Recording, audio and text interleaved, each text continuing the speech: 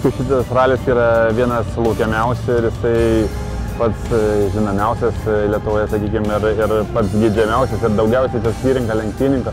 Tai be abejo, aš kaip ir visi laukiu šito ralio ir norėjau čia sustartuoti. Po praeitų metų nesėkmės norisi šiemet suvažiuoti stabiliai ir parodyti gerą rezultatą čia.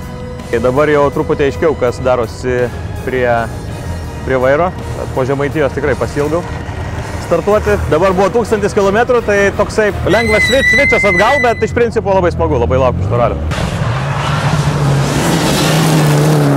Šito ralio iš tikrųjų labai laukiau ir ne tik dėl to, kad yra noras labai greit važiuoti, bet ir visa aplinka yra tikrai labai sportinė, pats kelias, nežinau, žiūrovų daug, konfiguracija, reljefas, viskas yra tikro somiškais pagrindais čia viskas yra, tai tikrai labai smagu čia būti.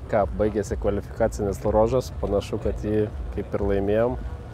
Aišku, niekam nepaslaptis, kad čia to ir atvažiavom nugalėti. Aišku, konkurencija gan stipri.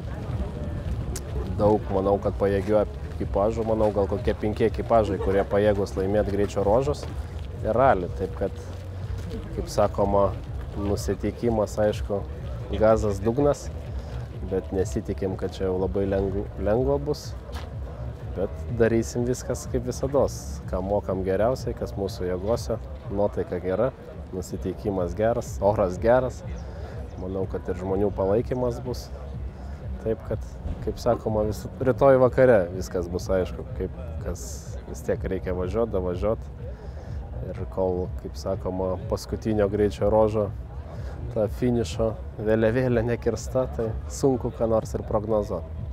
Be abejo, tikrai spausim